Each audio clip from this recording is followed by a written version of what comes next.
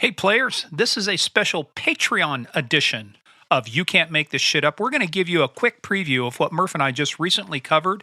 Stay tuned at the end for additional information about how you can become a player on patreon.com/Game of Crimes and be a player in the biggest, baddest, most dangerous game of all.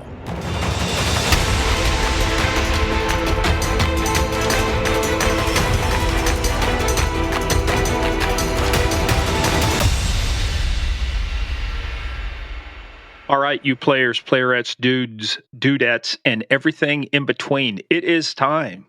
It is time once again for one of our favorite segments. Is we just were doing filler stuff as we're working on the next version of the Real DEA Narcos, talking about the Real DEA Narcos Cali edition, and we just started telling funny stories, and it's like, you can't make this shit up. And so here we are again. I think this is our third time doing You Can't Make This Shit Up. So welcome, all you players. We appreciate you so much being here on Patreon with us as a major player. We call you major players because that's what you are, right, Murph? Absolutely. It's glad to have you, very glad to have you back here with us. It's been a little bit of a busy time for us both, with COVID calming down a little bit. We're getting to go to some speaking events, traveling around the country. And, it sounds like a lot of fun, but it will kick your butt, let me tell you. Oh, well, yeah, let's work into that because as the time we're recording this, the week prior, I had to be in Ohio Thursday and Friday. Had the weekend here, but working on a bunch of stuff, getting the episode out. And then Monday, I spent, you know what it's like to travel into DC for just one meeting. So I had to meet somebody at the very far end of what's called the Blue Line, Franconia, Springfield. I met them there. And then we took it all the way into DOJ, the cops office, had a meeting, go back. Well, while I'm there, then one of my clients says, hey, one of our big speakers can't make it to Nashville tomorrow. Can you? So on Monday, I'm booking a flight for Nashville the next morning to get out. I got there in plenty of time, but my return time, I basically had to leave my speaking engagement, hop right into a car, get out to the airport, and I made it with 10 minutes before they started boarding.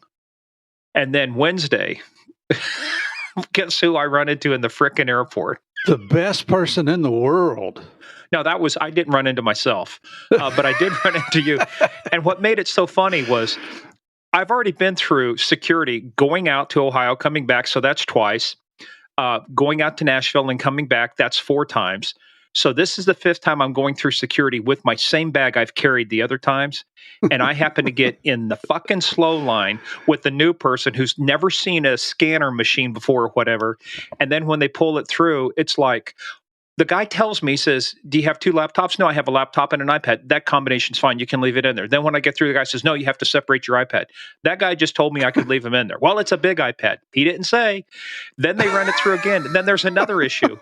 He says, well, it's 99% good. There's just this one thing. I said, what? I've been through this. I've been through this same line 4 times, this same station right here. This is my 3rd time through it in 3 days. So it was my journal. It has a metal spine on it, but it's been through there. Anyway. Well, you're very shady looking, I got to say. That's when I ran into you on the other side of security. And it's like, so we took that picture, went out and hung out in the United Lounge for a little bit. And then we went our separate ways. I actually went to Florida, which, by the way, inspired a couple of the stories we're going to talk about today because stupid shit seems to happen in Florida for some reason. Well, I thought they were going to strip search your ass there at Dulles Airport. So that would have been funny. I was waiting around to see what was going to happen. But Javier and I flew up here and spoke at we're flying in Washington, D.C., up to Dulles, spoke at a corporate event this week, flew home on Wednesday, which is when I saw you. And then yesterday, Friday, Connie and I flew back up here. Our oldest daughter's getting her master's degree from Marymount University tomorrow. So we're up here for that. And then tomorrow I head out after her graduation to Columbus for another corporate event. So I'm not complaining. It does make you tired, but keeps the Murphys from having to eat cat food. So I'm very happy. Well, I just left Columbus. You're going to Columbus. We meet at think about this. And I've talked to some people. We were traveling. Said I was in the airport at the same time. Just a few seconds difference. We never would have known we were in the airport together until we talked about it later. So, yep. You didn't hear it, but I made a smart ass remark behind you when you were arguing with the guy. That's probably what got me in trouble. So that's what friends are for, right? But it's miraculous who you bump into in airports around the world. You just never know. Yeah. And look, I remember going to Australia, and a guy I'd been trying to meet with from LAPD for like 6 months. We kept trying to arrange schedules, couldn't do it. I'm over in Australia in Sydney before we went down to Melbourne. So we're in Sydney at a police show, basically, big one. And guess who I run into? The dude from LAPD. Yeah. Well, the first time we lived in Washington, there was one of my neighbors lived a few blocks over, and our daughters played on the same soccer club. And we would hardly ever see each other except on the soccer field, unless I was in LA Airport, Los Angeles Airport. I would always run into Mike there. We'd visit for a while, catch up on everything, and then I said, I'll see you next time you're in LA. It's crazy. Just really crazy. Well, enough reminiscing. Let's get started with our first one. Here we go. Steve, have you ever been sent on a call or, back when you were a uniformed police officer, but even DEAs, like, possible body located? Oh, yeah. Yeah. Or you get yeah. Yeah. Well, not this time. On Sunday, April 10th. This is 2022. This is just recently. And can't think I got this. I need to give credit to somebody. I forgot who I got this from. At approximately 4:40 p.m., Gary police officers were dispatched to the area of 15th Avenue and Lake Street for what was believed to be a body in the grassy area. Upon arrival, they discovered a body wrapped under a green sheet that was found by a utility worker. So, I mean, that's how bad shit starts out. You think you found something. I remember as a young police officer hanging out with the sergeant from the sheriff's office, he got a page one night, and it's like, hey, they found a body in the off of one of the county roads, been shot several times. But we show up there. So what was becoming an active scene, and a nearby search was ongoing. So here's what complicated. They were actually searching for somebody, another lady, when they caught wind of this discovery. So about 100 people show up. Volunteers went there to wait for any more information. The crime scene was secured by the Gary police and Lake Station Police and the Lake Station Fire. The body was transported still wrapped to the Lake County Coroner's office. Once it was able to be uncovered, it was determined to be a life-size silicone rubber sex doll. Oh, you know what? When I was a city cop in West Virginia, we got a call of a man hanging in a tree, or a person hanging in a tree, like in a hangman's noose. And of course, everybody blue lights it out there, and the detectives are on the way. Turned out to be like a scarecrow, a straw dummy dressed up in bib overalls and a flannel shirt. But then you can go have fun with that afterwards. You can leave it at people's lockers and good stuff. It's kind of funny. You can't make this shit up. But I think the other thing too is because they were looking for this other lady. So I think somebody was playing like they say, they're not sure when the dolls were dumped at these locations, or if it was a sick prank related to the ongoing investigation. So some of these are funny, but some of these are a little scary. It's kind of like, you got to be shitting me. But hey, look, it's different. It's not an inflatable doll, folks, for, a couple of you guys out there going, it's inflatable. You should have been able to tell because it doesn't weigh anything. No, this was silicone. And so I will tell you, you got to treat it like a real crime scene. You don't know because you're not lifting the cover off, the blanket off until you collect all your evidence and transport it. So... Holy cow. Who would take the time to do that? What a prank. Well, a fucking idiot. A prank or a prick. I'm not sure which. Well, speaking of fucking idiots, this one, I'm telling you, you can't make this shit up, because when I started to read this, first of all, I thought, okay, this isn't going to make the show. Then I read it and I said, okay, yeah, this is going to make the show. All right. This happened in the western Indian state of Maharashtra, in India. Common spelling, Maharashtra. Forest officials in India are investigating 4 men who gang raped, killed, cooked, and ate a monitor lizard in one of India's most protected forest reserves. Oh, that is gross. Oh, that's nasty. Oh. And you're wondering, how did they catch them? Well, it's the only monitor lizard in the park, and the incident took place at the Sayadri Tiger Reserve in the western Indian state of Maharashtra. The forest cameras traps meant for tracking tigers caught the accused men trespassing in the Chandoli National Park. Forest officials arrested the men and found photos. They recorded this on their phones. Oh. That's just beyond sick. A lizard? Oh. India's monitor lizards are endangered. They're protected by law, and How do you gang rape a lizard? Very carefully. Jeez. That is so sick. I don't even know what to say about that one. Oh, I'm telling you. That's nasty. And this one, look, more recent cases included a man raping and killing a pregnant goat in southern India and a 16-year-old man raping a female stray dog last year. You guys got some sick shit going on in India. Let's fix this stuff. Oh, my God. You know, I mean, look down at the end of your arms. There's these things called hands. Rather than doing something, that kind of crap, just do it yourself. Good Lord. Just engage in hand-to-gland combat, man. Just leave the lizards alone. Unbelievable. There's some sick bastards in this world. This one was just, like I said, I wasn't sure if it was going to make it or not, but I thought, yeah.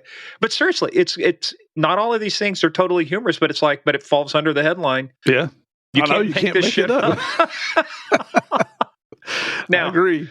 This next one, I was thinking about saving this for the final story, but no, I said I'll put it in here because we talked about this in our last episode. In our small town police blotter, but I have to read it again because this is trouble snowballs for a man who shot himself. You talk about the gang that couldn't shoot straight. Here's a criminal. Anyway, a convicted felon accidentally shot himself in the genitals last month at an apartment in Kashmir, but his problems didn't stop there. Cameron Jeffrey Wilson he's 27, by the way, had a pistol tucked into his front pocket April 5th when the gun discharged, sending a bullet through his testicles and into his thigh. Instead of heading directly to the hospital, which you should do anytime you shoot yourself through the gonads. Oh, yeah. He instructed his girlfriend first to drive to Lincoln Park in Wenatchee, where he gave the pistol to a friend. Now, Wilson, by the way, has had a few scrapes with the law. He is a 13-time convicted felon. So, and not a very good criminal.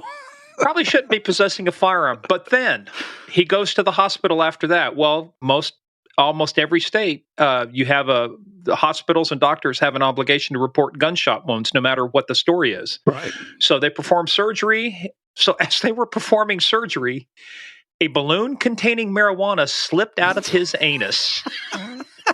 How does it slip out of your anus? I gotta know this stuff. This is what I'm presuming. If he's been in prison 13 different times, there's a reason it slips out. Things have been worn out. Oh my gosh. Anyway, so the detectives, Chelan County detectives were notified he'd suffered a gunshot wound. They responded to the hospital. They searched the car. And what do we say, kids? Don't do meth. They found a bag of meth inside a pair of bloodstained jeans he'd taken off before entering the hospitals. Now, detectives did a smart thing. They didn't arrest him right then because they would have had to pay for all the health care. Mm-hmm. So instead, they issued a warrant of suspicion of second-degree felon in possession of a firearm, unlawful possession of meth. So he turned himself in on April 18th. Well, the detectives snitched on him. And so they said, hey, this dude likes to hide stuff in unconventional places. So during the strip search, another balloon of marijuana slipped from his anus. He's probably got 3 or 4 pounds up there. That dude must just be flapping back there. It just must be just open up and it just drops right out. He's probably got 3 or 4 pounds up in there. That's so good. That's nasty. It doesn't end there. Oh my gosh. He was arrested and then charged with possession of a controlled substance in a correctional facility, but his legal troubles would continue. From the jail, he made multiple calls to his girlfriend asking not to cooperate investigators. And what do they do with all phone calls coming out of a jail? Oh, everything gets recorded. Everybody knows that. So this is a laydown. This is a throwdown, man. They listened to the calls and charged him with 4 counts of tampering with a witness. So. Oh, what an idiot. I mean, this guy, I think I said this before the last time we talked about this. This guy is bringing a bad name to criminals. He's making other criminals really look stupid. What a moron. Oh, no, I've got another one for you. Oh, jeez. Oh, this is good stuff. One of our favorite places to have a riot, Seattle. A burglary suspect in Seattle unintentionally shoots himself in the head while fleeing the crime scene. So, a residential burglary suspect in North Seattle was hospitalized and later arrested after shooting himself in the head as he tried to flee the scene of a crime. Police received a call from a Seattle homeowner who heard noises coming from his garage early Wednesday morning. The victim investigated the sounds originating from the garage and discovered a masked suspect. Now, I don't know if it's like masked with COVID mask or if he, had a pulled something. So the intruder bolted after being spotted when the victim grabbed a broom and chased the suspect to a van in a nearby parking lot. When the thief reached the vehicle, which turned out to be stolen, he raised the firearm and cautioned the victim to retreat, which, okay, I got a broom, you got a gun. Okay, I get it. You win. Yeah. So the Seattle PD said the victim turned away from the suspect and later heard a gun discharge as the vehicle sped away. The victim returned home, called police. When police arrived, he provided a description, including the clothing worn. Soon after, guess what? Remember the rule of hospitals, got to report stuff? Officers received a radio broadcast that a man had arrived at First Hill Hospital with a gunshot wound to his head. Officers, this is another laydown, man. Officers went to the hospital, found the injured man was wearing the same clothing as the suspect in the earlier burglary. They believed he fired his handgun accidentally while climbing into the van, striking himself in the head. Officers also learned the suspect's van was stolen and had been used in another crime outside of Seattle. Additionally, this is going to be a shocker, Steve. The suspect is also a convicted felon, unable to legally possess firearms. I thought you were going to say they stripped him down and some dope fell out of his butt. Oh, well, I wish. He's being treated for the gunshot wound. He faces a number of charges. Once he's medically cleared, he's expected to be booked into the King County Jail. They're going to put him over in the stupid section. It's just amazing. People are amazing. Oh, God. Just when you think you've heard it all.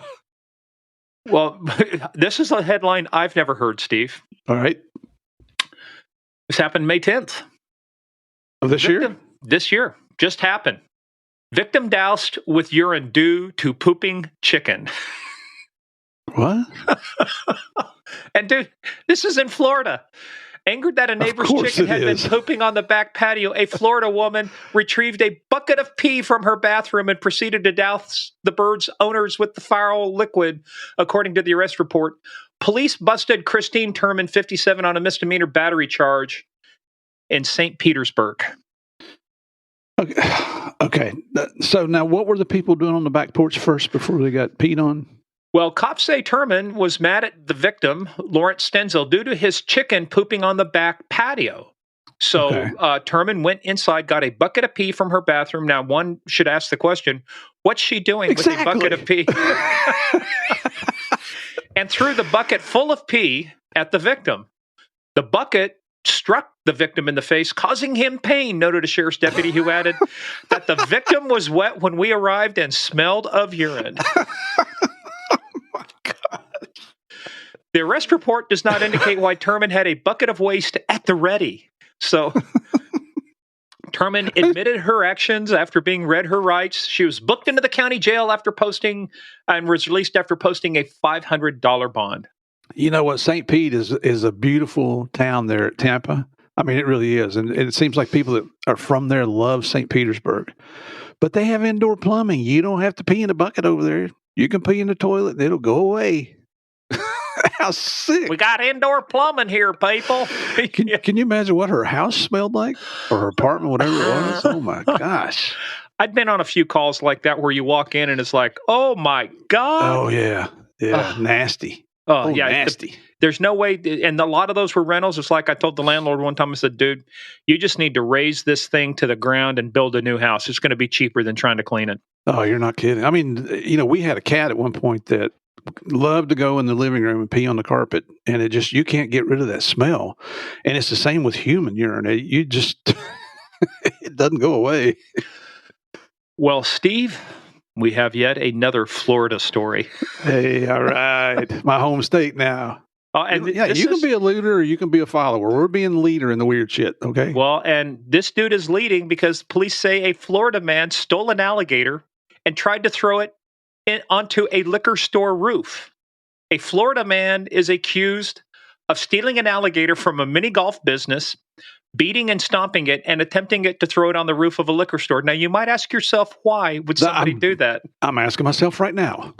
So Daytona Beach Shores, down in your area, I think, or I'm not sure, maybe farther south, arrested William Hodge around 3 a.m. Hodge said he jumped a fence to an alligator enclosure and stole the gator, according to the report. Officer said when they asked Hodge what he was doing when he was throwing the alligator in the air, he advised he was teaching it a lesson. What lesson it is, I don't know. I'm pretty sure alligators can't be trained quite like that. I don't think they understand English either. I think they speak alligator. Well, anyway, he was charged with animal cruelty, possession and injury of an alligator, unarmed burglary of an unoccupied dwelling, petty theft, and criminal mischief. And just, felony stupidity. Unbelievable. Throws an I mean, that reminds me of the time. That's when you like to see the alligator just bite his freaking leg off. I tell you what, I don't, gators are vicious, but they will leave you alone if you stay away from them. But I'm not big. I really hate animal cruelty. Yeah, I don't see any need for that whatsoever. Let me tell you what. We had some pretty direct messages, I think, and people were pretty.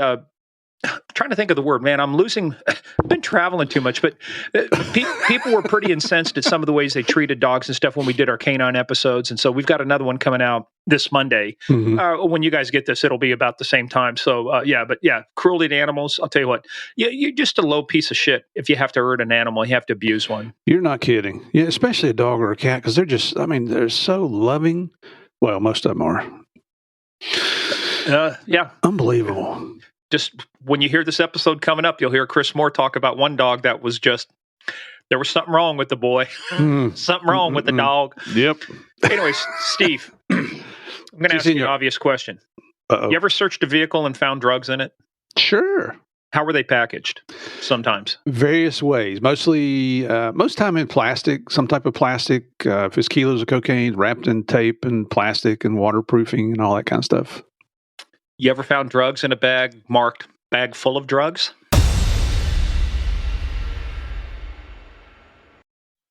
Hey, players, to hear the rest of this story and a bunch of others we've got, join us, patreon.com/Game of Crimes. Become a player. See all the great content we have. We have got so much fun and so much content. We're putting out new stuff every single week. So come join us.